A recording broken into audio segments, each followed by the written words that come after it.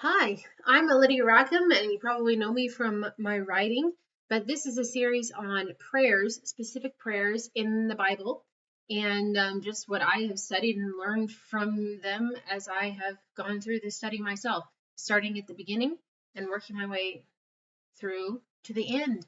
So, right now, we're on a prayer that it's kind of I don't know, I studied it, and it's Hagar in the wilderness, the first time she was in the wilderness. And let me just read it to you real quick. Just a second, real quick. Set a timer for 20 minutes. 20 minutes counting down. Okay, so Sarai, in the last one we talked about, gave her Egyptian maidservant slave to her husband Abram because Sarai didn't believe that she was going to be able to have a baby with her own body, and that somehow she needed to make this happen on her own through her own devices because she could see that she and Abram were getting old, and I'm sure she was afraid for the future. She was afraid of what would happen if Abram died, and then there she was getting shuttled off to live with some servant of Abram's, and it was all frightening for her. So she said, "Here, let's do it this way." And Abram, since he had heard from God that it was supposed to be from his own body, but so he's like, "Well, it must be from me, but not necessarily from my wife." And that's interesting because it's like you didn't quite pay attention, did you? Because when God said, and a man will leave his parents and be united with his wife, and the two will become one flesh. I think that's a way of saying, when he said it will come from your body, meaning you are one flesh with Sarai. So it's going to come from your body. Your body is hers and hers is yours. And this is how this is. It's coming from you. You're one flesh. So, but Abram thought, me. And so he went ahead and did this with this Egyptian maidservant, which elevated her. And so here's what happened. She conceived. When she knew she was pregnant, she began to despise her mistress. Then Sarai said to Abram, "You're responsible for the wrong I'm suffering. I put my servant in your arms, and now that she knows she is pregnant, she despises me. May the Lord judge between you and me." "Your servant is in your hands," Abram said. "Do with her whatever you think best." Then Sarai mistreated Hagar, so she fled from her. So first of all, this is a mess. Like, God never intended for this.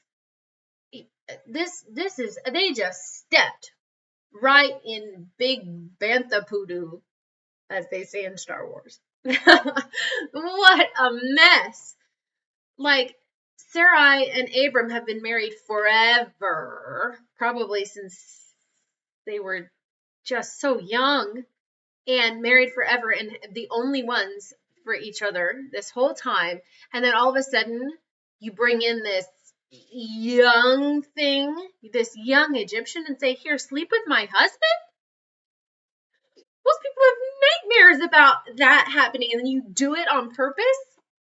I hope someday that my husband doesn't lose interest in me and go chasing after some young hot thing. Well, and you did it. You did it. It was your idea. And I know that Sarai felt disgusted about the whole thing. I mean, I'm sure she had terrible mental images that now would not leave her alone. And now she's genuinely afraid that her husband will now prefer this young thing because, in her mind, she's like, why not? She's way younger than I am. She's beautiful. And now she's giving him a child, the thing that I never could do. I could never give him a child.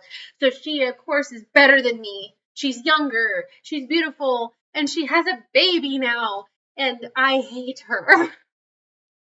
And then, and Hagar didn't make it any better. She had no humility and was acting smug about it and walking around like, yeah, I'm better than you because I can have a baby and you can't, which is not wise, but she's probably not very old. She probably has teenager syndrome, just like, hey, And so this is a mess. And it's kind of like, okay, what I think, my mom and I have talked about this, how God said in Exodus, he said to the king, he said, when you call for a king so you can be like all the other nations, because God knew that was going to happen. He's like, he shouldn't have many wives because they will lead his heart astray. Well, what does many mean? And I think that God was just going to be like, okay, I made it this way.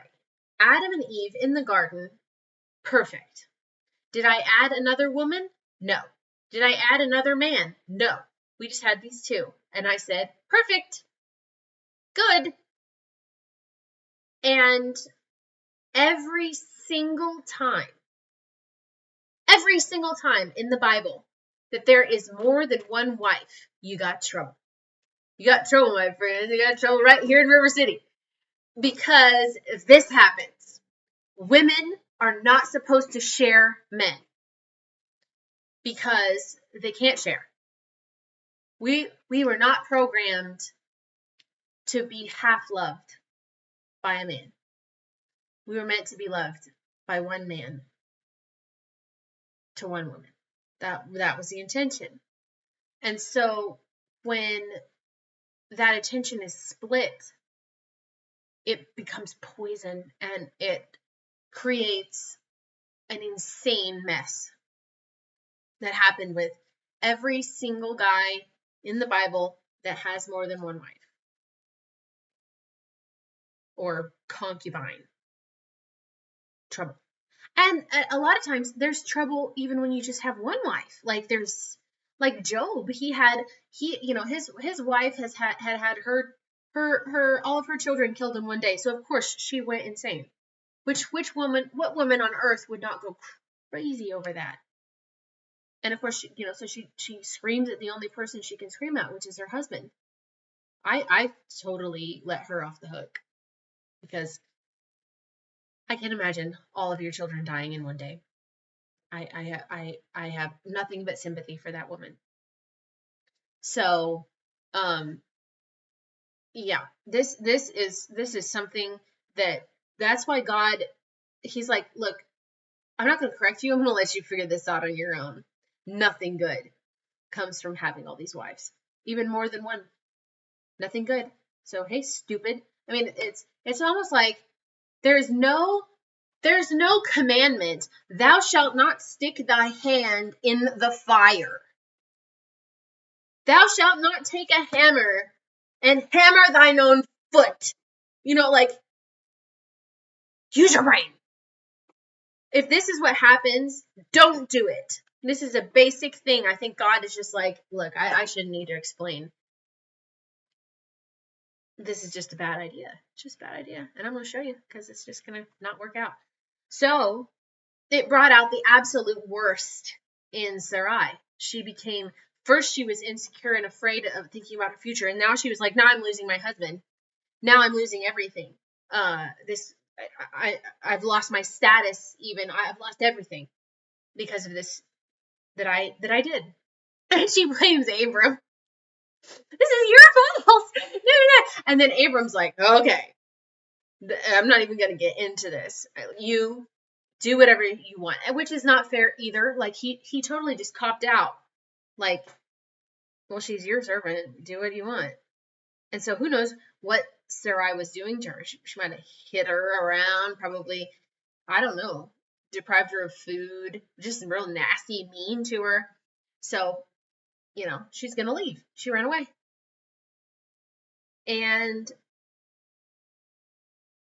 so she ran away, and it doesn't say that she said anything, which is she didn't utter words, but we know that God doesn't need to hear audible words in order to hear your heart screaming. Because if you look back, Hagar must have come from, Egypt when they were in Egypt, and Pharaoh gave them a whole bunch of stuff to get out, get out of here. Because of Pharaoh did take Sarai and then got plagues, and so he's like, I'm going to bribe you to get out. This happens. This is a theme with the Israelites, but so he's like, so she's from Egypt. She was a gift to Sarai, a slave. So she's been taken away from her home, from her family, from everything. Now she's slept with a man who's not her husband and gotten pregnant. And now she's been flung out into the wilderness, a pregnant person. No food, no guardian. She's effectively been flung out because they don't want her. And so her heart is crying. And look who shows up. So,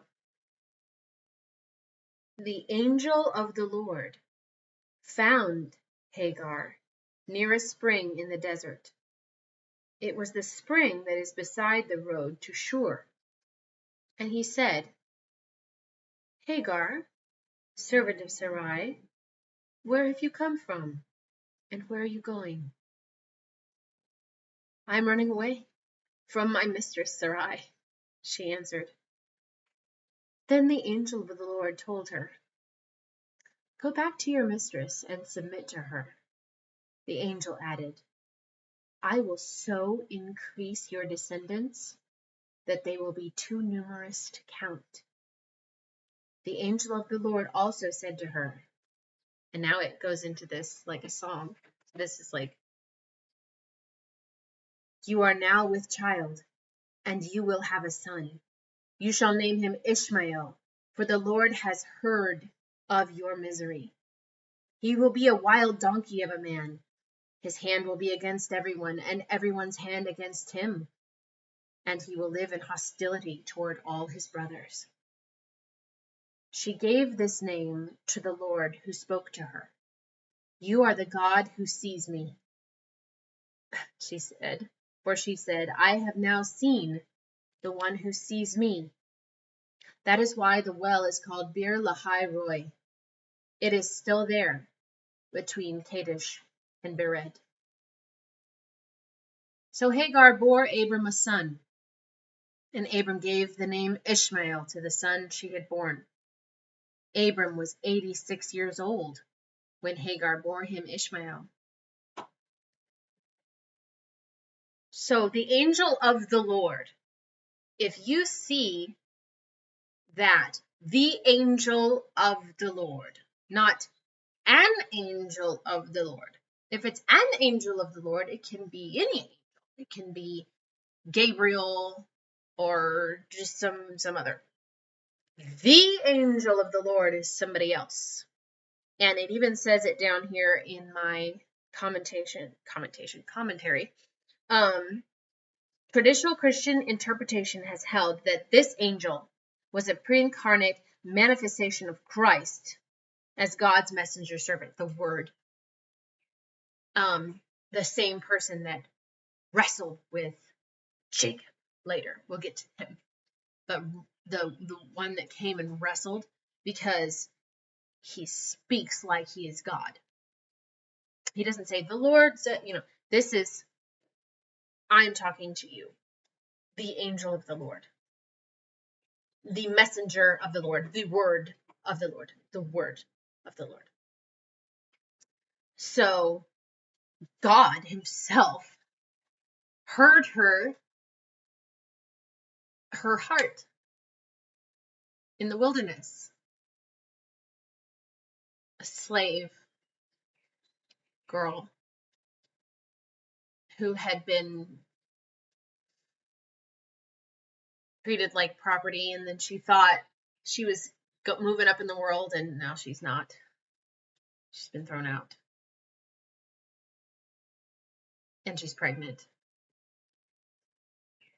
And he gives her a hard instruction. Go back and submit to your mistress, meaning get rid of that attitude that you had. You get rid of that attitude, because that is not going to be it. You are not elevated to Sarai's position, but I want to take care of you, so you got to get rid of that attitude. So go, humble yourself, and I will make your descendants many. Meaning you're not going to die. I'm sure that, childbirthing was terrifying back then. So she thought, I could die of that, or I could die right here, So he was assuring her that she wasn't going to die, the baby wasn't going to die, and that he was going to take care of them. And this was her first encounter with a god. I'm sure that, in Egypt she worshipped their gods, but she must not have felt any connection with them.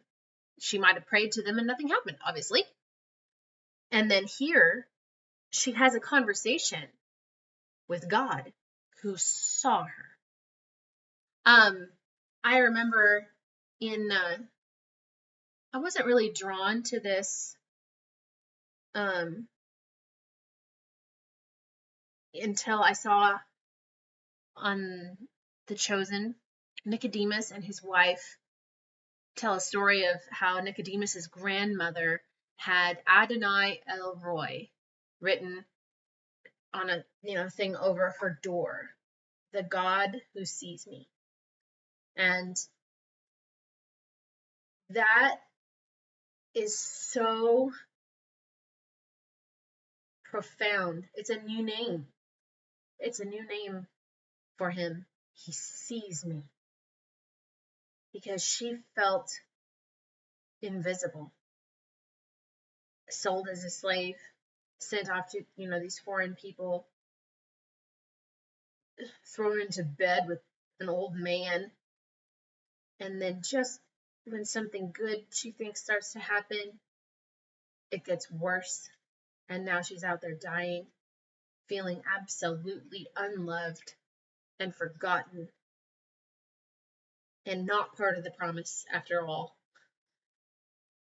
And then he finds her and sees her. Because it's like, where are you? Where have you come from and where are you going? He knows. He wants her to talk to him. He wants her not to be afraid. It's very interesting. That's interesting. I just realized it. Almost always, when an angel appears to a person, they say, don't be afraid. Probably because they are terrifying. But he doesn't say that. He just says, Hagar, where have you come from and where are you going? And she says, I'm running away. It reminds me of when Jesus said, Mary. Because he knows her name. Oh, I get choked up a little bit. And she's not afraid. She's not afraid of him. And he says her name.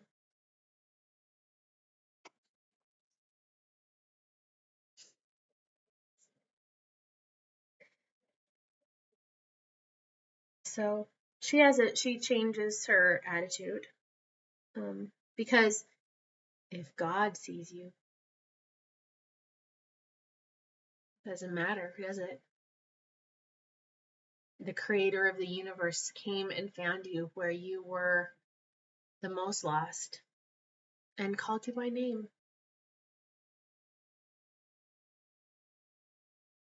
So, and he keeps his promises, and he kept his promise to her. She had a baby boy. She lived through it. So, yeah, it elevated her more than she ever thought she would be elevated. She thought by getting pregnant it would elevate her, but actually it's seeing God, the God who sees me. And she spoke to God face to face. An Egyptian slave girl talked to God. So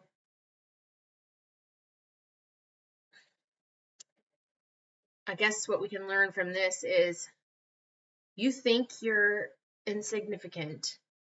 You think you're lost and that you're invisible and that nobody sees you or understands what you're going through.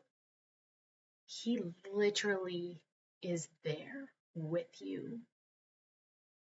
He hears your heart screaming. He understands it. And he cares about you and will deliver you from what you're in. I don't believe that God, just not based on the scriptures, that he just lets you sit in your mess. And, well, I'm here while you're suffering. He's powerful. He will do something about what you're going through. He will do something. It's like kind of the same, like if you were to say to your dad, hey dad, my bicycle is broken. I had a wreck and destroyed the front wheel of my bicycle. And look at it, it's destroyed. And then your dad sits down next to you and goes, yeah, feel really bad about that for you. You know, I understand what that's like. I wrecked my bike too. And then you both just sit and look at your bicycle and how sad that is. What kind of, your dad would not do that. Your dad would say, oh, okay, all right. Yeah, I wrecked my bike too once, so I know exactly how to fix this. All right. You know, like, okay, come here. And let's take this off. And then, okay, and we got to get a new thing. And, you know, might be a big process. And he wants your participation too. But he's not going to be like, oh, well, yeah, let's sit and commiserate over that. I'm tired of that sentiment. He finds you, he rescues you, he does something about it. Now he might give you a little bit of instruction that's tough to swallow. I know that was for Hagar, go and submit. But it's either that or die, you know. Go back and submit. And God probably was working on Sarai also. Like ease off. When she comes back, ease up. But it would help if Hagar came back and said, I am so sorry about my attitude. I'm not his wife. I have no intention of elevating myself over you. You are my mistress. I am your servant, and that's how it is. That probably did a lot for a while to make some peace. And so God will help. God wants you to participate. God will rescue you. He sees you. He's not going to leave you in that. He's not going to leave you in that. Not if you talk to him. All right, that's it for this time.